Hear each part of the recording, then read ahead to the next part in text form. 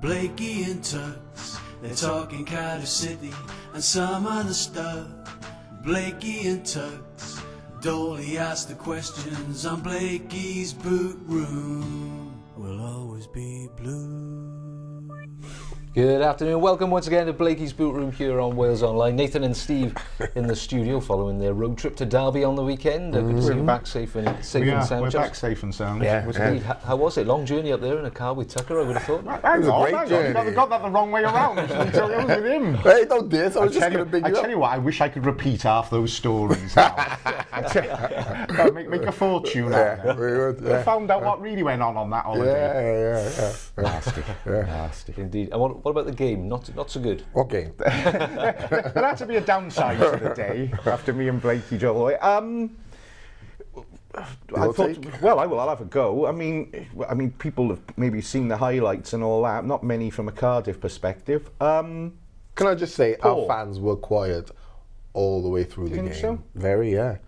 Well, I don't blame them, really. Usually they're on that, especially coming towards that Christmas period, they usually really go up, don't they? Let's be honest, the Cardiff side at the minute, even if they're winning, they don't give you a hell of a lot to cheer about. They're not exactly the most exciting, dynamic side to watch. I mean, first half, I think Slade said they matched Derby. I probably disagree with that. I thought Derby had the better, and Marshall again was forced into like a string of really good saves in the first half. Cardiff had a reasonable chance, and sort of one of the few moments they got forward with a bit of... Yeah, you're talking about the Kenwin move where he slotted Noon and Noon. I mean, Kenwin showed should have gone lower with it, shouldn't he, Nooney? It wasn't the greatest shot. Yeah, it was easy for the keeper. But that was their best, turned out to be the best chance of the game. Second half, thought Derby... Not in it, I didn't Derby lifted themselves a bit, and Cardiff really were nowhere near it then. And I mean, to be fair, they could have been 3 or 4. I mean, it was 2 in the end. Do you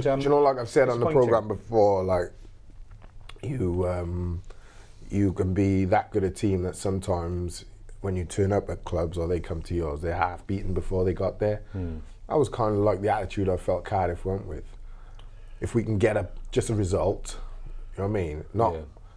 We're man for man on paper, we're as good as anybody or as good as you, or we're going to give you a game. Because like I said, the Tucks, there's little things that happen.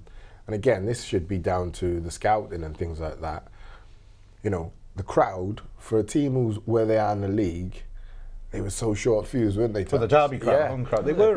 Obviously, we were sat amongst them. Young Ince a couple of times went down the right-hand side, you know, after 10 minutes when they weren't getting the breakthrough, or he overhit a cross once, and so they were really just waiting. If Cardiff had recognised that and really gone for the jugular, I felt if they'd gone 1-0 up, that atmosphere in that stadium would have really put the pressure on Derby. Really, really. And those are sort of things, like I said, that's, you know, if you've got a scout there the week before, he picks things like that up, puts in his report, lets you know. You then, you know, all week you work on that, you let the lads know, you know, we're going to go and try and, you know, we're going to counter-attack, or really.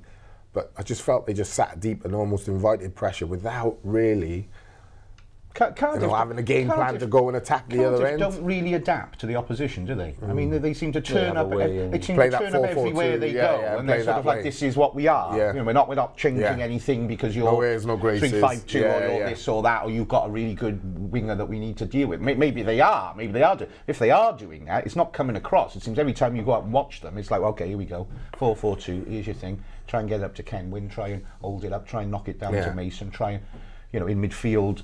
I just felt that they went there with not enough, you know, plan A, plan B sort of thing. This is how we're going to counter-attack your strength sort of thing. I felt our full-backs, again, don't get forward enough in a 4-4-2 system. I understand full-backs sitting in for, say, 20 minutes or so in the first half. and to, you know, weather the storm sort of thing, play us that way into it, or even second half you wait and say, right, second half we really have a go. But once you go 1-0 down, still our full-backs don't push on.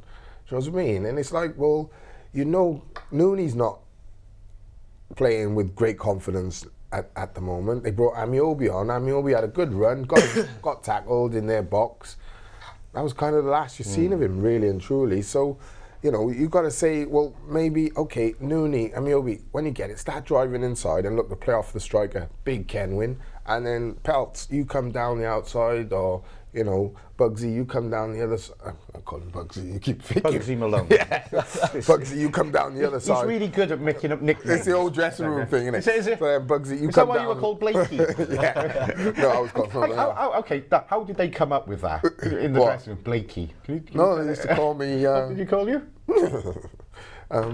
So it was like, Bugsy, you go down the right-hand side. You ever wish you had now? Do you know? Yeah, this is such a simple joke when I was introducing it. But do you know what I mean? Our fullbacks were really, really... I'd love to see them just be a bit more expansive and a bit more forward-thinking. Point was, if you compared, you mentioned Ince and Christie Yeah. on the other side, particularly first half, they were linking up, they were on the overlap. Well, Christie was in the box as much as putting crosses in and things and like you that. looked at that, and then you looked on the other side, and you looked at Peltier and Noon, and it was like chalk and cheese. There was nothing. There was no relationship or understanding really between them. And Peltier is so, whether he can't get forward or is cautious to go forward. I said this to you, didn't I? Though, because you were saying, was there anyone there saying to the likes of Peltier and that, like, don't get bombed forward? Well, I said to you about Fabio. You remember when Slade first came in? He took one look at Fabio and he was like, whoa, hang on. That's a defender going over the halfway line there. I cannot compete. I cannot compete. And he brought in Malone as the steady Eddie, the kind of thing. It just so happened Fabio then burst his way into the side and couldn't really be dropped. He was injured. But I think that shows the caution. That little thing shows the caution, I think, that permeates the whole way Cardiff approach these games. It sums up why they arrive there going, right, if we can hold on to 0-0 and maybe nick one, you know. There's a real caution about Slade's There's not a confidence in the way they're playing. And it belies the quality they've got.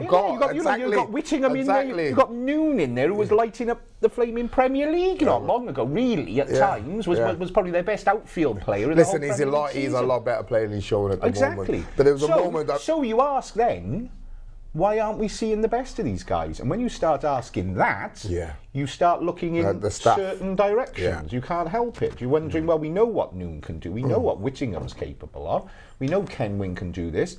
Why isn't it all meshing together? Why are individuals underperforming? And then you do start looking at the bench. And over to you, the fans. Come on, it's controversial enough. Plenty of early comments. Oh, good. Indeed.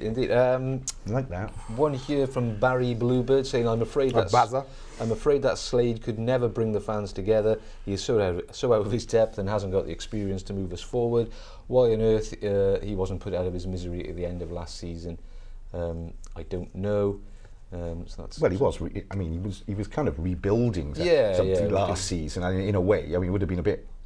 Carl says we have to be playing. But he's not rebuilt it because it's literally the same thing. But at the end of last season, he was allegedly. I don't think he was rebuilding. I think he was trying to just consolidate, taking things. He was destroying. You know. Well, he was having to do things because he was being told he has to do things like cut the wage bill or what have you. But he was just trying to consolidate, get through to the end of the season. Like I said, pre-season, this season, I hoped it would happen at the end of last season, and results were decent towards the end, but that was when the pressure was off. I was expecting a lot more this season, I have to say. Slade, we've spoken about it loads on here. Slade's got a problem. People don't like him. Indeed. And here's another taste of that, I suppose.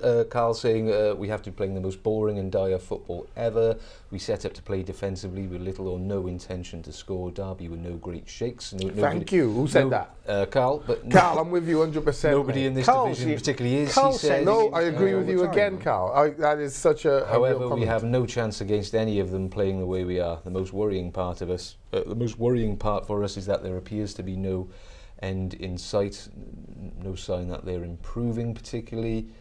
Steve says a good display against Reading with energy because of the forced changes, he says. Either the board get rid of Slade now or the season will implode. as they're already dwindling attendances. And following on from that, which I know, Tucker, you were talking about this morning with me, Anthony saying when City have started with Joe Ralls in the centre of midfield, they've won 3-0 at Rotherham last season and 2-0 at home to Reading this season. He partnered Gunnarsson in both wins. Utter disbelief that Ralls was dropped from the central midfield once again and replaced with the ineffective Whittingham. Let's deal with that. Can we answer that? I mean, for a start there, the change back was, to be fair to Slade, was forced upon him with Pilkington ill and Gunnarsson injured. No, but that's the left-sided because Dickerchoy's played. So why didn't he just play Dickerchoy and Rouse? That's not. I said that yesterday. Does he play out wide then? We'll play Whittingham, play fair Amiobi, play the young lad. What's his name? Look, what's the young lad? Kennedy. Play. You've got you've got options left, right, and centre. I think the penny has dropped with Slade. I mean, I asked him about this after the Derby game, and he said, in so many words, I can't remember exactly. He said, "Ralls for me is." I was too busy getting slagged off by everyone around me. I can't remember now. Ralls should be in the middle. I get the impression that when I think I don't think so. I didn't read it as that. Well, I read it as that. I didn't. Well, look. I think if he can't see that they got a better shape about them with Ralls in the middle, then he is the only guy in Cardiff who can't see. But he's like that, whatever he calls it, lopsided 4-4-2. That you were making a good point about how much it doesn't work, mate. It's pulled apart. It doesn't work. Ralls tucking in. It doesn't work. I tell you what the problem was. Keeping holes, wasn't it? In the first half. So we've got Noon playing on the left. No, on the right. On the right, sorry, but he's on the far side of it. Well, I think he swapped. They do swap. They started on the right. So when you play the lopsided midfielder, what happens is Ralls is actually the left-sided. Whittingham and Dickerchoy were the two central. But then what happens is when the ball's over on Ralls' side, the gap between Dickerchoy and Noon, you could drive a truck down there sideways, But when if you're a good driver, when the ball's on Noon side, they are what they should be as a quartet. You've got the four of them quite tightly packed bunch in together. The problem with the advanced or the one winger, the lopsided, is it exploits yourself. You leave such a gap because Noon is in. What Noon should do, he should come in and play in that role in between his fullback and their fullback, not marking their winger, but in a position where he can get to their winger and get to the fullback. So he's off the line, inside, but in a space. And he's also able then, if the keeper comes and gets him, Marshall, he's also a target then to be able to release early because he's in like a piece of, they call it like a strip across the final third. Well, he sat just above that. So for the counter attack as well, he's in a good position. So Cardiff can release the ball earlier. But at the moment, for me, the lopsided thing, he's too wide and often too high. And I also think then Peltier, what happens with Peltier is Peltier and Noon need to strike up a balance. Because at the moment, there was one occasion where I could see Noon shouting, screaming, gesturing to have the ball.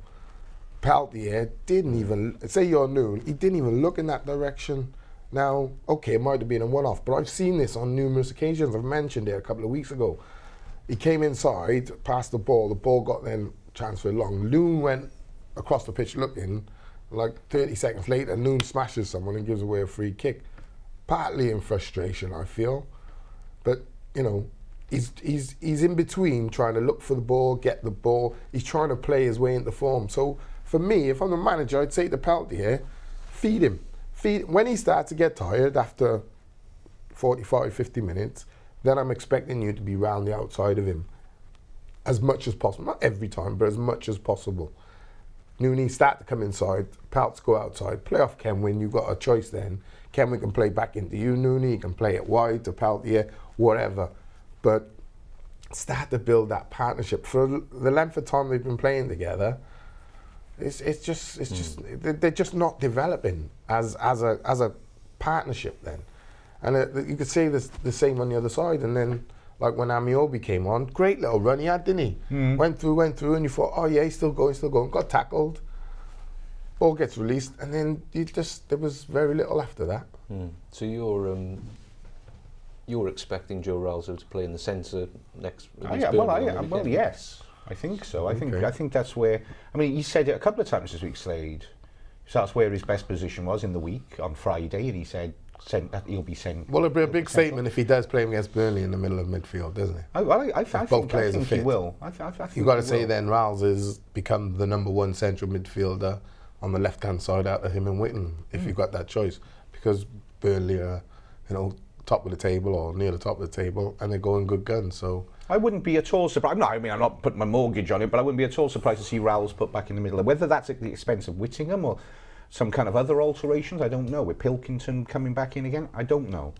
But I'm pretty sure that is where Slade sees his future, really. I mean, because I think it's becoming apparent to everybody. I think with the quality of players we've got, my thing is we've never had, we have a lack of pace, right? And it was so evident Saturday, what it took, the quartet and the front two, lack of pace.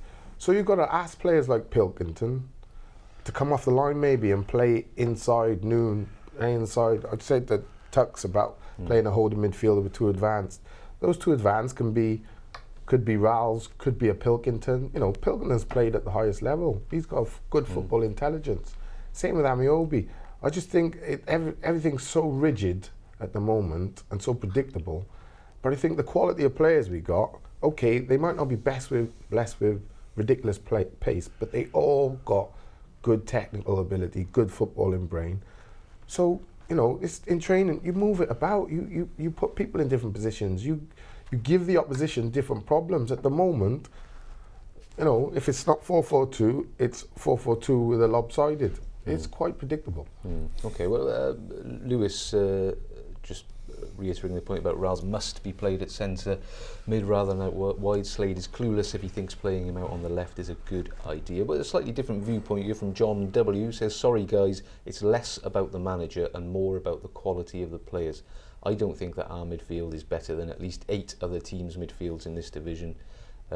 What makes it worse is that it's a continually changing midfield, and up front we haven't got a natural goal scorer. But he's saying, everyone seems to be picking at Slade, tactics, formation, all the rest of it. He just thinks the quality of the individuals is not good enough. But isn't it always the same in a way, though? I don't want to bring up Swansea again on this show, but you look at Gary Monk's situation up there, where he's like, under this immense strain and pressure, he's going to get fired. And John Joe Shelby's going to be drawing a wage the next 2 weeks or whatever, and I'm not just blaming him, but a lot of underperforming players. I mean, maybe they're underperforming players at Cardiff as well. But the buck stops with Slade. Let him come back. I'm not sure if he's actually suggesting the players are underperforming. I think what he's saying, that the argument maybe he's putting forward, that the players just they're not as good. On paper, we're always coming at it from, Cardiff got these good players and they're underachieving. But he's saying, well, actually, okay, what I would say is that not about right for the players they've got? Who asked that question? John, what I'd say to John is, some people might have their opinion, some people wouldn't. What I would say is, for the players that we have got, out of 10, where are they performing? They're nowhere near performing near 10, 9, 8. The only players Tux and I could come out with Saturday who performed somewhere near what they can perform: Marshall, Kenwyn. And I thought Kenwyn was slightly under where he normally is, looked a bit tired. Well, he's just back from international. Yeah, first half, he was, which was understandable, yeah. But he was our only threat, really. Kenwyn and Ralls. And Ralls, you're not going to play good on your own in a 4-man midfield against a very good team. Do you know what I mean? It is a team game. So for me, that leaves you still 8 players who are performing, I would say, average at the best. I think Connolly, who I think is one of our best defenders, he's last-ditch tackle, stretching, blocks, last-minute blocks, things like that. I just don't see that. They don't seem to be spurred to get up and go for it. You know what I mean? So at the moment, we're judging it on some people saying they're not good enough as an individual or a team. and some of us are saying, well, they're underperforming. But until they perform at the level which you think, right, this is consistent, and it's a good consistency, you've got arguments both ways. Well, John's saying Do you know what I mean? maybe they're not capable of performing at the level. I mean, Yeah. we seem to have been saying for A long time. a couple of years now.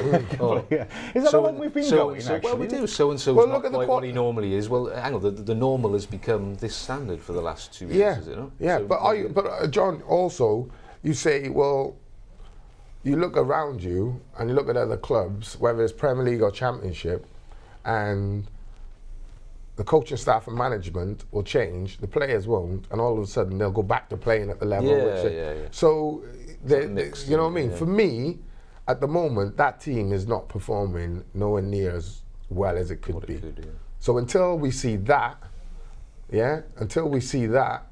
you know, you can't really say, no, they're not good enough then. Yeah, fair enough. Carl was saying the squad we've got is a very good squad. They should be playing far better than I think they should be are. playing far better. Gareth, you're saying no pace, no creativity, bringing in more and more strikers won't improve goals. It's open play and creating chances that is our problem. Slade's done a good job. He's steadied the ship, but it's time to change to move the club forward. When was the last time we played with 5 in the midfield away from home? Ralls is the engine that we need to build the team around, he says. Well, it's like I said, I mean, I think Blakey used to. It's becoming so predictable with them. Every time they line up and every time they go out, you know exactly what you're going to get from them. And if you know that, the opposition know that. And there is a distinct lack of flexibility, Ideas. imagination. Yeah, totally. You know? Yeah. And and they're getting caught out because of it. They're getting caught out as they were at Derby. Yeah, Gareth mentioned they're signing new strikers, which obviously this morning we've had a new striker confirmed. That was a beautiful little link. It was, Talking thank of you. signing new strikers. Obviously, Tux, we all read your report the other day about they were, look at all waiting this big Premier League striker. And Tony Watt from Charlton turns up. Don't shoot the messenger. Sources were telling me that I think they were looking at the Premier League, a couple of clubs. Obviously, that hasn't come off, and they've gone to Charlton and Tony Watt, who's probably not a household name. Only in the Watt household, probably. I know you've done a bit of running around this morning, because most people's response would be Tony who and he's not good enough for Charlton. Why the hell is he good enough for Cardiff City? I actually speaking to someone down on the South London Press this morning who covers Charlton, so sees a lot of him from last season. Which Andy.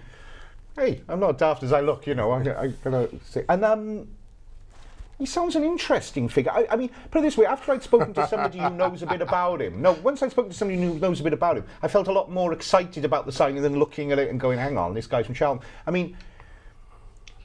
He came in last season from Standard Liège, who incidentally are owned by the same bloke who owns Charlton, so probably not an amazing switch from there to Charlton. And apparently back in the last season, he was exciting, a real fan's favourite, scored some vital goals. From what I can gather, he's one of these guys, not great in the air, not incredibly quick, but no slouch either. Likes to get the ball Reminds deep. me of like McManaman. Likes to get the ball deep and run at defenders. Reminds me not of afraid to that take kind a of man. McManaman. Yeah, He reminds me of that sort of. yeah. Wants to get at players and take people on. Likes to beat his man, drive into the box. The guy described him to me as like a maverick figure. He's had a few I think off-pitch problems and things and incidents. And I think when he was in Belgium, I think his coach said he was unfit and he took his shirt off after one game to prove he wasn't fat. Ginola style. Yeah, a bit like that. Yeah. And obviously, I'll tell you what he has got. He's got the ability to become a hero. As soon as this guy was talking to him, I thought, well, if they can get anything half decent out of him, Cardiff fans are going to love him. But he scored 3 and 3 first three games of this season. Yeah. Then there was some sort of training ground something incident happened with the manager. He got dropped, and things have never been the same since then. One thing that worried me slightly was my source in London was saying when Charlton were playing badly. He tended not to have a great game, which I find just a little worrying. He's one of those kind of like You know, he sort of needs. Don't need to be coming here. Yeah, I was going to say. He's never going to have a good game here. Then you have no chance. But no. Let's hang on. Let's get that classic boot room optimism. Well, people will probably have heard and may remember. I remember the goal. He scored a winner against Barcelona 2012 down the road. And it was a lovely long ball straight up from the keeper as well. So it fits in perfectly with the way they're going to be playing now. But look, what can I say? I mean, there's going to be people out there going, why haven't we got so-and-so from Everton? Why haven't we got Graben from Norwich? Why haven't we got... Right, okay. Looking at Charlton, all I'll say about it is, like anybody would say, like anybody in school, let's give the guy a chance. And this guy's coming to start. You expect him to play up you never know that one. Alongside Kenwyn, or will he... I expect him to play alongside Kenwyn. Yeah. Mason needs a break. I think that's ready-made. I mean, no, let me tell you something. This is the problem, right? And this is what it is for me. Bringing in another striker, okay, it might well be needed, but it's not the problem. You have a look at how many chances your team is creating. If Mason was missing 3 chances a game, 2 chances a game, Cameron was missing 2-3 chances a game, Witts was missing a chance, you know, Noon was missing a chance. You know, at the end of the day, Mason had, I think, one little chance where he ran across and was beyond the near post and put it wide. I think that was it. And going back over the games, over the last, you know, when Kenwyn was away and he was playing up front with Ravel, neither of them had any chances. They weren't getting chances. We're not, you know what I mean? That is. People always say it's not. When you're a striker, they say to you, when you're missing chances, don't worry. Don't worry that you're missing chances. It will come. You're in the right place. Worry when you're not getting chances. Now, as a player, I would be worried because they're not creating enough chances, right? And I don't care whether Kenwyn plays, Noon plays, Ravel plays. I really don't care. What I'm saying is the way you're playing at this moment in time, you're not creating enough chances. I think we've scored something like 16 or 17 goals this season. Am I right in that? And I bet I'd love to see how many of them are set pieces. Well, at least 5, innit? Oh, more probably, yeah. But the problem is, if you say at least 5 was from set piece or 7, what do we scored 10 goals in open play. You have to create. You have to listen. Cardiff have to play at a higher tempo. They have to press at the higher tempo. They have to be more creative. They have to move the ball quicker. Everything just needs to speed up. What Ideas do you do with this guy then? Well, what do we do with Tony Watt? Well, he comes in to warm the bench. I mean, what does he mean? What's going to happen to Watt? If you know what I mean. Well, he's coming in. Surely he's on an emergency loan. Yeah, but my worry is going to be some taking advantage. No, this is my worry. This is my worry is that you're like you've just painted a picture. You know, he might be the answer. Blah blah blah blah. The kid is at this moment in time. Doesn't matter who the kid is. He's not coming into a team who's going to create him 3 or 4 chances a game. He's not. He's coming into a team where he might get. Let me just finish. Let me finish. Okay, all right. He might get a chance, and if he doesn't get, well, stop interrupting all the time. All right then. He might get a chance, and if he doesn't get a chance, he's going to be expected to create his own chance. Right? Yeah. And that's what you then. What we say, then fans take on board and think, right, what I'm saying is, I don't want the fans to be sat there thinking, right, this kid better, you know, because, you know, he's got to be the answer. That's ridiculous amount of pressure for the kid. All right. He's coming into a team that's playing and they don't create chances. Okay, everyone's going to be going, oh, he's crap. Next. Okay. I killed another player. That's what's happened to so many players. What do you do with him, Burnley? What would you do with him? But you're the manager. He's in there. You brought him in. Just in pure practicalities. It's not a case where you can ask that sort of question. It's not a flick of the switch. You can't just say, oh, okay, well, what I'll do with him is put him in there and we'll create more chances. I suppose you judge it goes beyond that. It goes beyond that. He comes in and how he does this week and all that. Well, it's not. There's so much more to it. There's so much more to it. Like it's not about the player. It's about the way they're playing, the way they're structured, their starting positions. I've said it before. I will be very, very surprised if Tony Watt come in, played 6 games and got 5 goals. The way we're playing right now. It's as simple as that.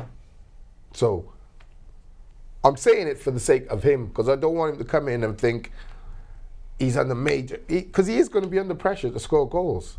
This is what we're saying. We think now, right, we need a new striker. The idea from the fan is, right, new strikers come in, right, goals. Are you playing in a way that's creating chances, first and foremost?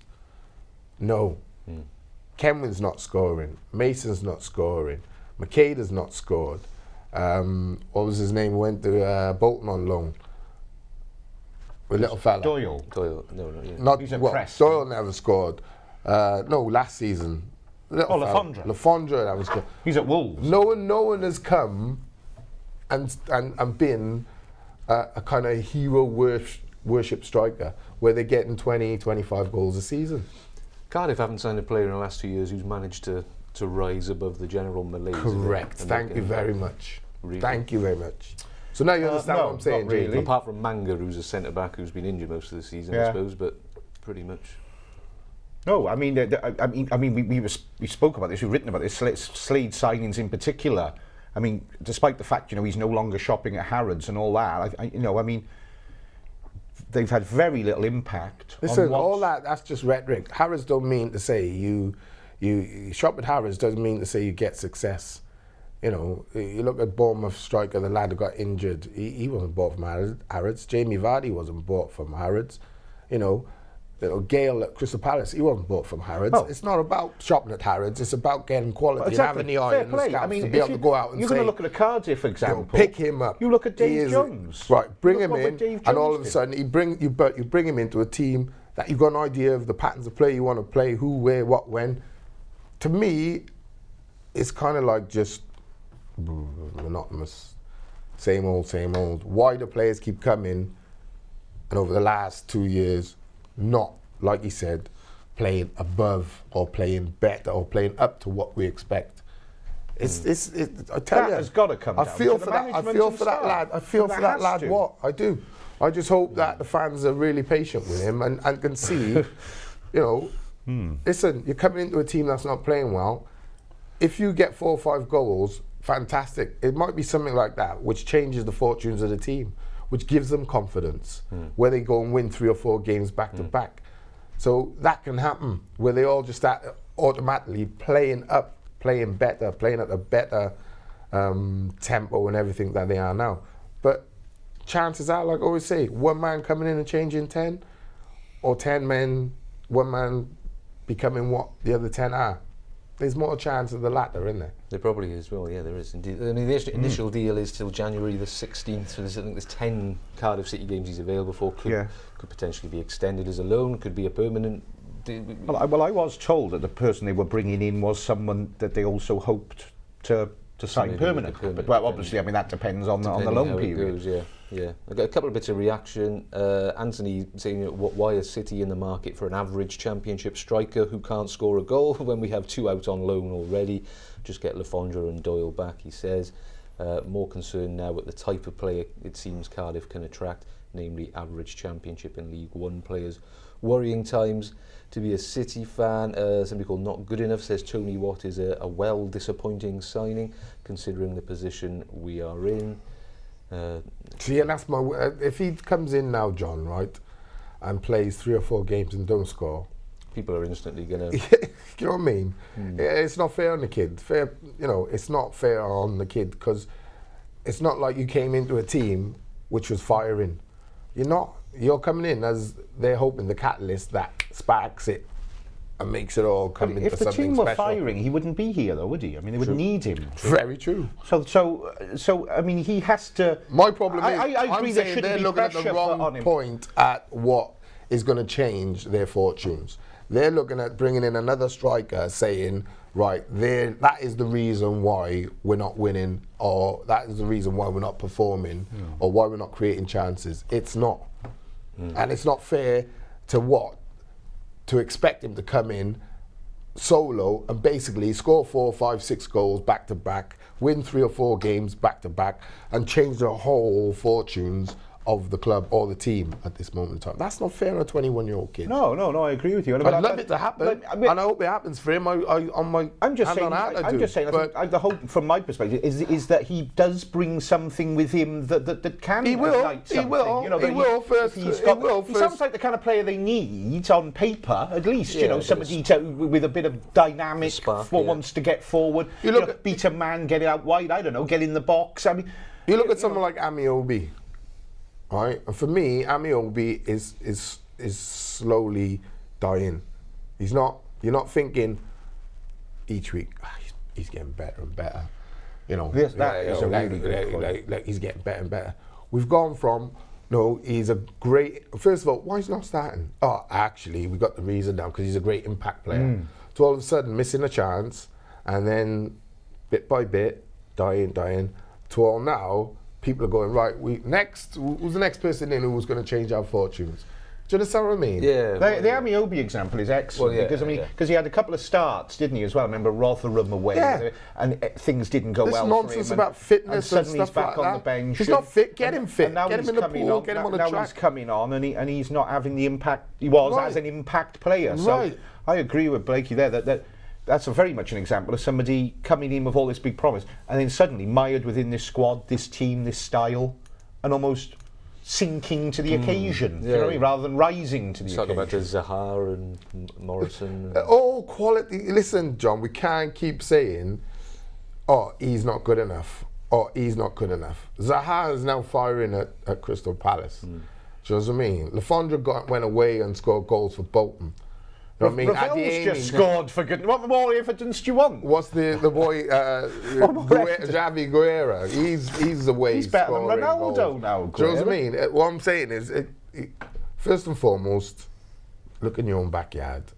I really hope Watt comes in, and I hope they sing "Wish I Could Be Like Tony Watt." Remember the Jam? That's got to be the song. Sorry to be flippant, but you're making songs up. Wish I could be like Tony Watt. That's going to be the new. If that's not the song on the terraces, I'm going to come over and have a word with people because for me, that's the easiest part of his arrival. Working out his song. And if you come back alive, well, I don't think I can go over on. I live in fear of someone recognising me on the terrace. I have to be in hospitality now where I'm safe. I hope he does well. Fingers crossed. I really hope so. And I was going to make this as a point. But what I'm saying to the fans is, ladies, gentlemen, boys, girls, don't pour your eggs in his basket and expect him to perform miracles. Give the boy, a bit of leeway. Yeah, well, absolutely. But I really hope that he does do well. And the other thing, because I wrote maybe quite a critical piece over the weekend, another thing I want to say, you kind of hope that Slade's thing goes well. You want the manager to do well. Slade thing to do well. Of course you do. I mean, but you can't quite see how it's going to move in that direction. If you're going to go, but we do really hope. Of course you want, because you want Cardiff City to do well. Of course we do. And no matter who the manager is, I'm not bothered. Do you know what I mean? It could be John, for all I care. It's just what I want to see is. I want progress, right? I want a bit of progress. Right. I just want they're 3 points off the playoffs. I mean, do you know what? What would it be like, the Bootroom, if they were 2 points off the bottom? What would this show be? Never mind the Bootroom. I don't know what it would be like. Never mind the Bootroom. What we heard Saturday was the first time I've ever heard our fans singing like that. Rubbish, and we. That was the first time. And I heard that chant then yesterday on TV. But it was Tottenham singing how great they were. So I then understood what the sarcasm was from the Cardiff fans. Because I never heard the chant before. Look, if I'm spending my day off, spending all my cash, going to freezing Derby and I'm watching that, I'll sing whatever I want. Remember the days Eddie sorted them out when we were underperforming and stuff like that? When you weren't performing, the fans would be like, you hear them shouting, you sort yourself out. And then they chant, Eddie, sort them out, Eddie. And I've heard them sing it to Dave Jones, I've heard them sing everywhere. But not Saturday. No. It's almost like they know that something good isn't coming. That's why I think they were so quiet. They had a few chants here and there. I'm amazed on social media looking at, because you look on there, you look at comments and things.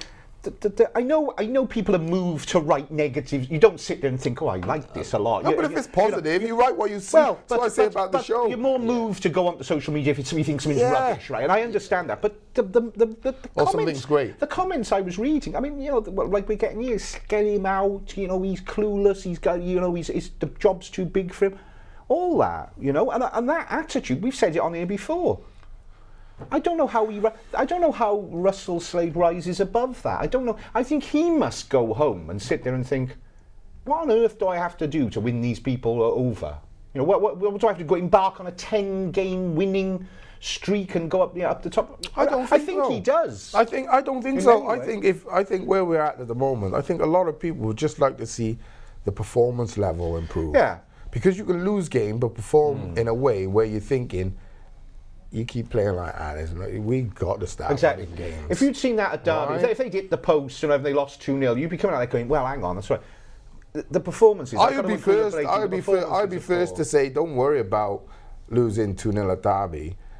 We could have easily got a point out of that, or should have even won it on chances made and what have you. But we're not making chances, and I feel when we do get a result in a mundane performance, because we get the result, a win, it hides a multitude. That is my problem. What's happening is the club are coming out and trying to make out, and we're fine, we're 3 points off the playoffs, blah, blah, blah. Great.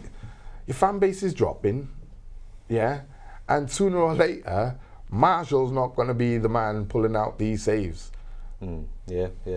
So address the problem before that happens, where then Marshall's confidence is knocked. Or you sell him, and you're saying to the next lad in line, right, if he can't do what Marshall do, we're bang in trouble. I tell you straight. That's part of the problem with the apathy, isn't it? Like say the way of Cardiff at the minute is they'll lose to Burnley on the weekend, then they'll sneak a 1-0 win the next weekend, and everyone will be like, oh well, they're only 4 points off the playoffs. And they might draw the next weekend. It's going. Yeah. It's not going anywhere. Yeah. In a way, it'd be better if they were plummeting down the league. At least people could get a bit more emotional about it. And flying up the top of the league. When I wrote that piece that Russell didn't like about a becalmed chip at Ipswich, that's how it felt. It felt that they were just like a stagnating force. You couldn't see any. It was hard to get excited, or definitely hard to get hard to get even unhappy about it. You just felt. I've seen this so often. Do you know what gets me? Is like the only ones who think everything's okay, and I know they have to say that, but there is a way of communicating with both the press and the fans to say, look, we know there's a problem, but, and sometimes your team can go through a period, I say all the time, they go through periods where they'll score a lot of goals, first half won't be able to score, second half they'll go through periods where they'll, hit the post bar and everything, but will lose the game, then they'll go through periods where they're not playing so well and keep winning games. Football is like that. You go for periods where you get 3, 4, 5, 6 injuries. You look at someone like Bournemouth and you think, how crazy is that? But these things happen in cycles in football. At the moment, you could say we're in a cycle where we're not playing well, but I don't feel it's a cycle. I feel it's something that needs to be addressed then. It's not something where you're thinking, look at the performance, and sooner or later, these results are going to turn. It's not. I can't think of one game where like I said, remember when Russell first come in, and I said, can't keep relying on, I think we couldn't win away and could win, can't keep relying on the home performance, because if that goes, all of a sudden the pressure, and exactly what happened. And then it flipped the other way around. They could win away but couldn't win at home. Do you know what I mean? And so you felt it was just going through a cycle where it was just going to correct itself sooner or later, and you get good home results, decent away results, that gives you. But that happened when there was no pressure. These things are so important, John, really, when it comes to football, because 90% of football's in here, mate. Really, it is.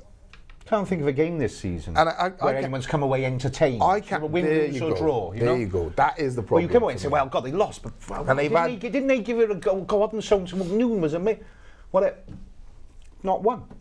Win, lose. To have so many players not performing at their best, for me, is reason why you're not winning games. You're not creating enough chances to win games. Look, you can't. I keep saying it, you can't mug the fans off. You can't. They've seen it. They'll know when they see an exciting football or good performances or the club's going in the right direction. They know, it's a feel-good factor. Everyone's on board with it. But at the moment, you know, and it's what gets me more than anything is when people from the club come out and try and blame people like ourselves or writers in Western Mail or boys at the BBC. Who, you know, listen. If you haven't got a problem, trust me, I'd be first to say there ain't no problem there. Those results will turn sooner rather than later. But there's a problem in there, whether you like it or not, whether you don't want to hear, whether you do want to hear it. I'm telling you straight, that is not good at the moment. Simple as that. Simple as that. Apart from that, everything's fine. Everything's shipshape. Look forward to Christmas.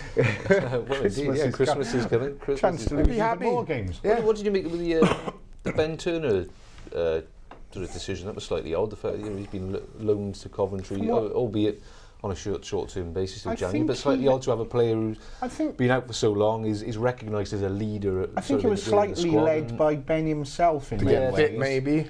I think what he feared was he's going to become fit. He's going to get a development game one week, maybe another hour in a development game. He wanted to be involved, and I think Coventry just offered him the chance. The same problem we were saying. Which I think is great by him. Well, it's the same problem. Good attitude, isn't it? We had with Gunnarsson, wasn't it? It takes you 3 or 4 games to get up to speed. Now, those 3 or 4 games could be Ben comes in, doesn't play well, costs you 2 or 3 goals, and then he's out of the team. I think it's a bit more serious with Ben in that because of the injuries. Yeah. You know, he wanted to actually prove, probably as much to himself as anything else, that the ankle's fine. I can handle a rough and tumble of League One.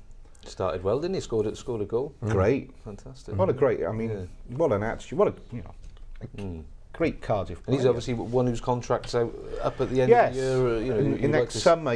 Would you expect, as a matter of course, to see that dealt with, or do you think? Well, it depends on how it goes at Coventry. I think the idea is for him to come back in the new year and look for a new contract at Cardiff to prove that he can have a new contract. Well, I presume he wants to stay at Cardiff, so and that seems to be the situation. So we just have to see how that develops. But you know, he's been a great player. It's been strange for centre. You could argue that Turner and Manga was probably the first choice centre-half partnership at the start of the season. You know, if you were writing your team on August, you know, that would have been some partnership. You'd have probably gone for those two. It's actually a second-string partnership that's been solid as well. Connolly and Morrison, to be fair, I mean, they're not a bit like the whole side itself. There's nothing incredibly spectacular about them, but. You know, one area they've not had a massive problem, let's hope they don't, is conceding goals. Well, Turner and Manga would have been a very good partnership because I think Manga's a very good ball-playing centre-half and he's a very good centre-half, aerial, on the ground. He's quick enough, strong. Turner's more of the meat, boom, you know, drive, lead, so... You know, and then you had Connolly as a backup, or Morrison as a backup, or if you wanted to change and go with 3 centre halves, we had 4 very good centre halves. Okay. So there was the ability to adapt the way you play, your system, your approach to games, and everything. This 3 centre halves thing is just never going to happen, is it? So you know, it's almost what we were talking about. But the point, Manga on the bench at Derby, do you bring him in, Mr. Blake? No, I don't mean necessarily straight in against Burnley, but I mean at some. I think is he back now? The reason why is because I think Marshall's making too many critical saves. So there's got to be a problem defensively. He's too good a player not to be in the Cardiff City team. Right, okay. No matter how well the others are doing. If Cardiff were on where they'd scored 33 goals and conceded 12, I'd say. Can't really. Yeah, but think of all those clean sheets. You can't put them all down to Marshall. I mean, Connolly and Morrison have to take credit. For all that time they weren't scoring, they weren't letting any in either, thankfully. Otherwise, they would have been a real problem. No, but when you look at the games where they've got nil-nils or they've got a clean sheet, most of those games, or a large majority of those games, people have said without Marshall, man of the match. Marshall has been man of the match about 5 of the last 6 games, it seems, isn't it? So. I know, he too often is. Like it all, you know, my keepers, I'm saying, my keepers working okay, all right, Manga back in, Manga Connolly, Manga Morrison? Manga Connolly. Personally. Okay. Okay, fair enough. And how soon do you do that? I mean, does that happen Burnley? If he's on the bench, he must be fit, surely, or do you... Yeah, why not? Happened straight away. Okay. Why the devil not?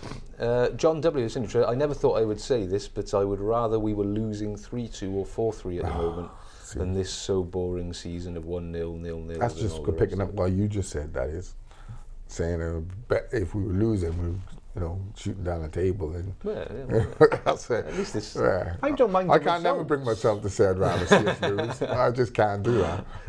I can't. I just hope that something clicks. I hope that, whatever work they're doing on the training ground, get more of it in. I hope they can find a way of maybe altering their system a bit and giving teams who they're playing against, something to think about. You know what I mean?